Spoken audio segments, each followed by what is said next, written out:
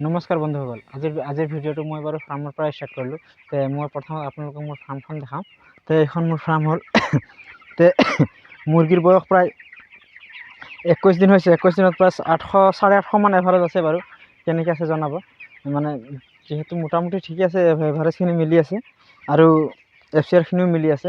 ইয়াত আপোনালোকে দেখি আছে যে আজি 21 দিন হ'ল। 21 দিনত মোটামুটি 850 মান হৈছে আৰু। এইখন ফাৰ্ম আমি বনাইছোঁ। মই আজি এটা কথা ক'ব বিচাৰোঁ যে আপোনালোকে ভিডিঅ' পূৰা চাব, তাৰপিছত কমেণ্ট কৰিব। আমি হয় ফাৰ্মখন কৰিছোঁ, কিন্তু বহুতে আমাক এই ফাৰ্মক লৈ উপলগা মন্তব্য কৰা দেখা যায়। কাৰণ তেওঁলোকে কয় যে পঢ়া শুনা কৰি কি এয়াই পালি নেকি, বা বেলেগ কিবা একো কৰিব নোৱাৰিলি। কাৰণ আজিৰ দিনত পঢ়া শুনা মানে চাকৰি যে তেনে একো কথা নাই। পঢ়া শুনা কৰাৰ মূল উদ্দেশ্যটো হৈছে কৰ্মসংস্থাপন বিচাৰি লোৱা বা নিজৰ কৰ্মসংস্থাপন কৰা, নিজৰ ভৰিত নিজে থিয় হোৱা। কিন্তু আজিকালি এচামৰ মুখত প্ৰায়ে শুনিবলৈ পোৱা যায় যে পঢ়া শুনা কৰিলে এটা চাকৰি লাগে। হয়, আমিও জানো যে পঢ়া শুনা কৰাৰ পিছত এটা চাকৰি আমিও বিচাৰোঁ বা আমাৰ ঘৰখনেও বিচাৰে। কিন্তু আজিৰ যুগত এটা চাকৰিৰ কাৰণে কিমান কষ্ট কৰিবলগীয়া হয়, বা এটা চাকৰি ল'বৰ কাৰণে কিমান কষ্ট, তথাপিও যাৰ ভাগ্যত আছে সিয়ে পায়। কাৰণ যিমান কষ্ট কৰিলেও এটা সময়ত এনেকুৱা আহে যে যদি ভাগ্যত নাথাকে এনেও নহয়। সেই কথাষাৰ যিসকলে কষ্ট কৰিছে তেখেতসকলে ভালকৈ অনুভৱ কৰিব পাৰে।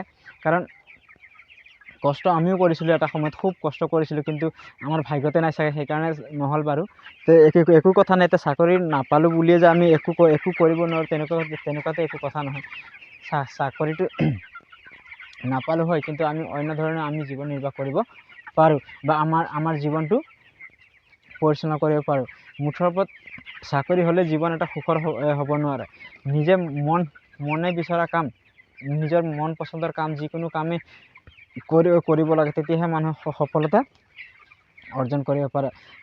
মই ইয়াকেই ক'ব বিচাৰিছোঁ যে কিছুমানে উপলঙা মন্তব্য, সেইসকলক মই ক'ব বিচাৰিছোঁ যে আমি হয় চাকৰি নকৰোঁ, কিন্তু আমি ক্ষুদ্ৰ ব্যৱসায়ৰ লগত জড়িত। আৰু আমি ক্ষুদ্ৰ ব্যৱসায়ৰ লগত জড়িত যদিও আমি মাহৰ মূৰত আমি হয়তো চাকৰি নকৰিব পাৰোঁ, কিন্তু চাকৰিৰ সমান আমাৰ পইচা নহয়গৈ। সেইষাৰ কথা সঁচা। কিন্তু আমি এখন ঘৰ চলাবৰ কাৰণে যিখিনি ন্যূনতম প্ৰয়োজন, সেইখিনি আমি ফুলফিল কৰিব পাৰোঁ আমাৰ এই ফাৰ্মৰ জৰিয়তে। কাৰণ কামৰ কোনো সৰু বৰ নাই। পঢ়া শুনা কৰিলোঁ বুলিয়ে যে আমি তেনেকুৱা ডাঙৰ কাম কৰিব লাগে বা ভাল কাম কৰিব লাগে, তেনে একো কথা নাই। কাৰণ কামত সৰু বৰ নাই। আমি কামৰ প্ৰতি এলাহ বা লাজ ভাৱ ৰাখিব নালাগে। কাৰণ যিকোনো কাম হওক, আমি নিজৰ ইচ্ছামতে বা শ্ৰদ্ধাভাৱে কাম কৰি যাব লাগে, তেতিয়াহে কামত সফলতা লাভ কৰে বুলি মই ভাবোঁ। মোৰ চিন্তাধাৰাতে মই ভাবোঁ। আপোনালোকৰ চিন্তাধাৰা কেনেকুৱা জনাব।